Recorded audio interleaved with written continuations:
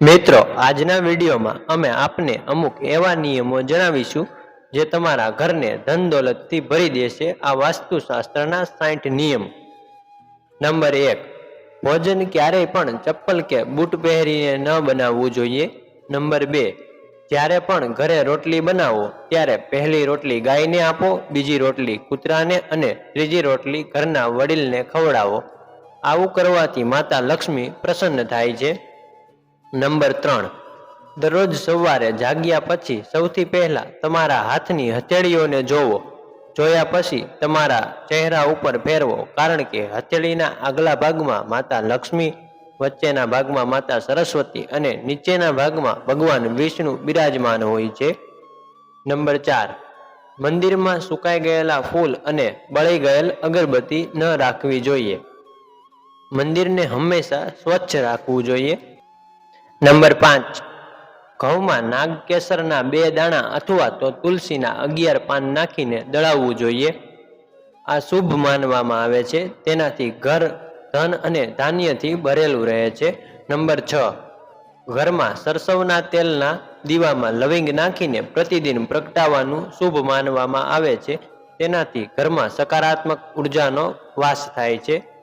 Number 7, ઘરમાં 3 દરવાજા એક જ રેખામાં ન હોવા જોઈએ, જેના કારણે વાસ્તુ દોષ ઉત્પન્ન થાય છે। નંબર 8, શુક્રવારની રાતે માતા લક્ષ્મીની વિધિ વિધાનથી પૂજા કરીને તેમને દૂધથી બનેલી મીઠાઈનો ભોગ અર્પણ કરો, તેનાથી દેવી લક્ષ્મી પ્રસન્ન થાય છે। નંબર 9, ઘરની દિવાલો, છત કે ફર્શમાં તિરાડો ન પડવા દો। જો તિરાડો દેખાય તો તેને તરત જ રિપેર કરાવી લ્યો। ઘરમાં આવી તિરાડો હોવી અશુભ માનવામાં આવે છે।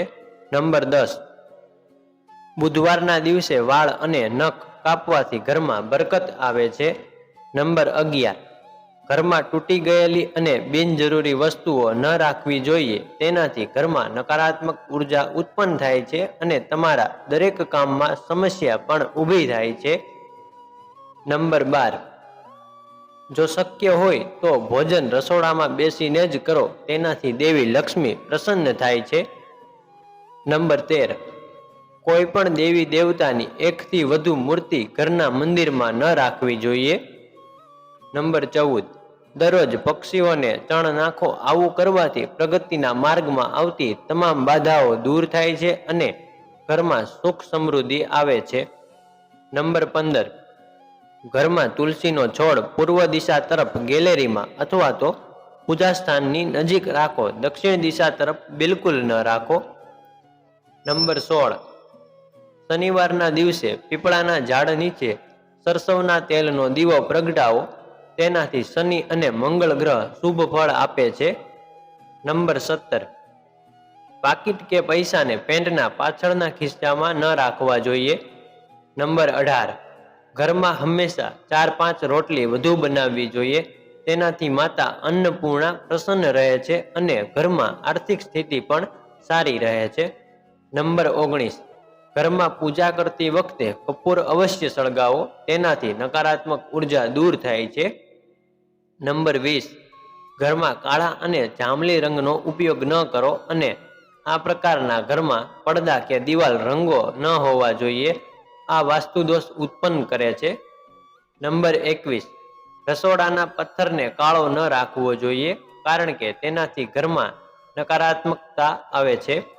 નંબર 22, મંગળવારના દિવસે પોતું કરો તો તેમાં ફટકડી, લીંબુનો રસ, મીઠું, લીમડાના પાનનો રસ જરૂર ભેળવીને કરો, આનાથી નકારાત્મક ઉર્જા સમાપ્ત થાય છે અને વાસ્તુ દોષ ઉત્પન્ન થતા નથી। નંબર 23, રોટલી બનાવતા સમયે સૌથી પહેલા તવાને સારી રીતે ધોઈ લ્યો, ત્યારબાદ તવા ઉપર 1 ચપટી મીઠું નાખીને રોટલીને પકાવો તો સારું રહેશે। નંબર 24, અઠવાડિયામાં 1 વાર ઘરમાં ગુગળનો ધુમાડો કરવો ખૂબ જ શુભ માનવામાં આવે છે, તેનાથી મન પ્રસન્ન રહે છે અને ઘરમાં સુખ સમૃદ્ધિ આવે છે। નંબર 25, સંત મહાત્માની આશીર્વાદ આપતી હોય તેવી તસવીર બેઠક રૂમમાં લગાવો, બેડરૂમમાં બિલકુલ ન લગાવો। નંબર 26, વાસ્તુશાસ્ત્ર અનુસાર ઘરમાં કોર્નર ફર્નિચર બિલકુલ ન રાખવું, ગોળ કિનારાવાળું ફર્નિચર જ ઘરમાં શુભ હોય છે। નંબર 27, જીવનમાં તરક્કી અને સફળતા મેળવવા માટે ગંગાજળને પૂજા રૂમમાં અવશ્ય રાખો. નંબર 28, જો ઘરમાં નળ ટપકતો હોય તો તેને ટપકવાનો અવાજ ઘરમાં નકારાત્મક ઉર્જા ઉત્પન્ન કરે છે. તેથી બને તેટલી વહેલી તકે આ ટપકતા નળનું સમારકામ કરાવો. નંબર 29, દરરોજ પીપળાના ઝાડને જળ ચડાવવું જોઈએ. સ્નાન વગેરે કર્યા પછી પીપળાના ઝાડમાં 1 લોટો જળ ચડાવવાથી ભગવાન વિષ્ણુ પ્રસન્ન થાય છે અને તેમની વિશેષ કૃપાથી તમને ફળ પ્રાપ્ત થાય છે, જેના કારણે જીવનની તમામ પ્રકારની સમસ્યાઓ આપમેળે દૂર થઈ જાય છે. નંબર 30, ભોજન સ્નાન કર્યા પછી જ બનાવવું જોઈએ. તેનાથી ઘરમાં સુખ સમૃદ્ધિ બની રહે છે. નંબર 31, ઘરમાં એવી વ્યવસ્થા કરો કે વાતાવરણ સુગંધિત રહે. સુગંધિત વાતાવરણમાં મન પ્રસન્ન રહે છે અને ઘરના સુખ સમૃદ્ધિ રહે છે. નંબર 32, જો ઘરમાં કોઈ રોગી હોય તો 1 કટોરીમાં કેસરને ઓગાળીને તેને રૂમમાં રાખો. તે જલ્દી જ સ્વસ્થ થઈ જશે. નંબર 33, દર ગુરુવારે તુલસીના છોડને દૂધમાં અક્ષત નાખીને અર્પણ કરવું ખૂબ જ શુભ માનવામાં આવે છે. નંબર 34, વાસ્તુશાસ્ત્ર અનુસાર ઉત્તર કે પૂર્વ દિશામાં કરેલો પાણીનો નિકાસ આર્થિક દ્રષ્ટિકોણથી શુભ માનવામાં આવે છે.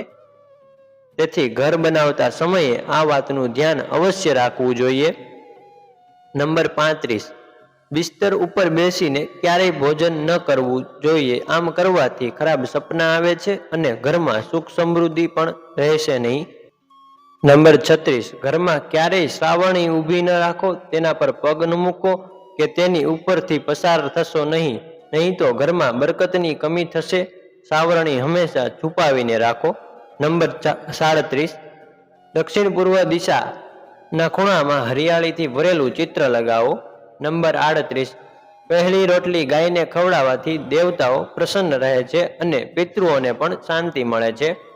નંબર 39, પૂજા સવારે 6 વાગ્યાથી 8 વાગ્યાની વચ્ચે જમીન ઉપર આસન પાથરીને પૂર્વ અથવા તો ઉત્તર દિશા તરફ મુખ રાખીને બેસીને કરવી જોઈએ. પૂજાનો સામાન શણ અથવા તો કુશનો હોય તો ઉત્તમ છે. નંબર 40, ભોજનની થાળીને હંમેશા ચટાઈ અથવા તો ટેબલ પર સન્માનથી રાખો. નંબર 41, મંદિરે જ્યારે પણ જાઓ ત્યારે ખાલી હાથે ન જાઓ અને જ્યારે પણ ઘરે આવો ત્યારે ખાલી હાથે ન આવો. ભલે માત્ર વૃક્ષ કે છોડના પાન લાવો, ગમે તે કંઈ લઈને જરૂર આવો. નંબર 42, પૂજા રૂમમાં હંમેશા પાણી ભરેલો એક કળશ રાખો. જેટલું શક્ય હોય તેટલો ઈશાન કોણની જગ્યામાં રાખો. નંબર 43, અગરબત્તી દીવો જે પવિત્રતાના પ્રતીક છે તેમને મોઢાથી ફૂંક મારીને ક્યારેય ઓલવશો નહીં. નંબર 44, ઘરના મુખ્ય પ્રવેશ દ્વારની જમણી બાજુ સ્વસ્તિક અવશ્ય બનાવો. નંબર 45, ઘરમાં અઠવાડિયામાં 1 વાર મીઠાના પાણીથી પોતા અવશ્ય કરો. તેનાથી નકારાત્મક ઉર્જા ઘરમાંથી દૂર જાય છે. નંબર 46, દક્ષિણ અને પશ્ચિમ દિશાને ખાલી રાખવી વાસ્તુશાસ્ત્ર અનુસાર શુભ નથી માનવામાં આવતું. તેથી આ દિશાઓને ખાલી ન રાખવી જોઈએ. નંબર 47, ભૂલથી પણ ગેસની નજીક પાણી ન રાખો. નહીંતર પતિ પત્ની વચ્ચે મતભેદ થશે. ઘરમાં ક્યારેય શાંતિ નહીં આવે. નંબર 48, બાંધેલા લોટને ભૂલથી પણ ઘરમાં ન રાખો. નહીં તો ભૂત પ્રેતનો વાસ થશે અને ઘરમાં અશાંતિ રહેશે. નંબર 49, તમારા ઘરમાં બૂટ કે ચપ્પલ ગમે ત્યાં વેર વિખેર કે ઊંધા ચટ્ટા ન રાખવા જોઈએ.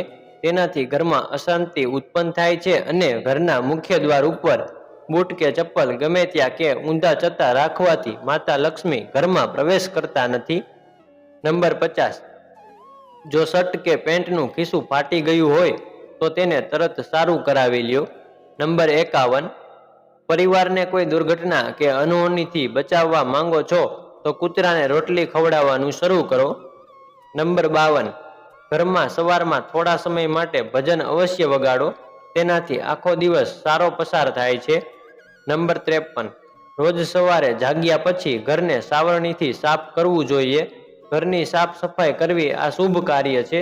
જેના કારણે ઘરનું વાતાવરણ સ્વચ્છ રહે છે અને માતા લક્ષ્મીની વિશેષ કૃપા રહે છે.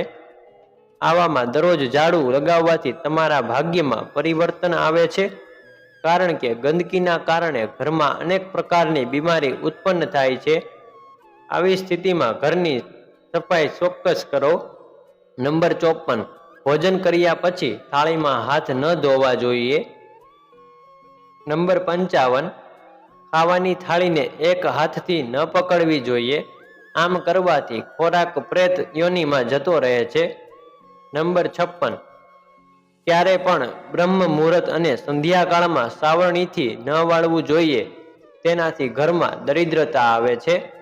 નંબર 57, ભોજન કર્યા પછી થાળીને કિચન સ્ટેન્ડ, પલંગ કે ટેબલની નીચે કે ઉપર ક્યારેય ન રાખવી જોઈએ. નંબર 58, દક્ષિણ દિશા તરફ પગ રાખીને ન સૂવું જોઈએ. નંબર 59, દર ગુરુવારે તુલસીના છોડને દૂધ ચડાવો. તેનાથી આર્થિક સ્થિતિમાં જલ્દી સુધારો થાય છે. નંબર 60, ઘરની સ્ત્રીઓનું સન્માન કરવું જોઈએ, જેનાથી ઘરમાં સુખ સમૃદ્ધિ આવે છે અને દેવી લક્ષ્મી પ્રસન્ન થાય છે. મિત્રો, જો આ વિડીયો તમને પસંદ આવ્યો હોય તો વિડીયોને લાઈક કરી ચેનલને સબસ્ક્રાઈબ કરવાનું ભૂલશો નહીં અને વિડીયોને છેલ્લે સુધી જોવા બદલ ખૂબ ખૂબ આભાર. જય માતાજી.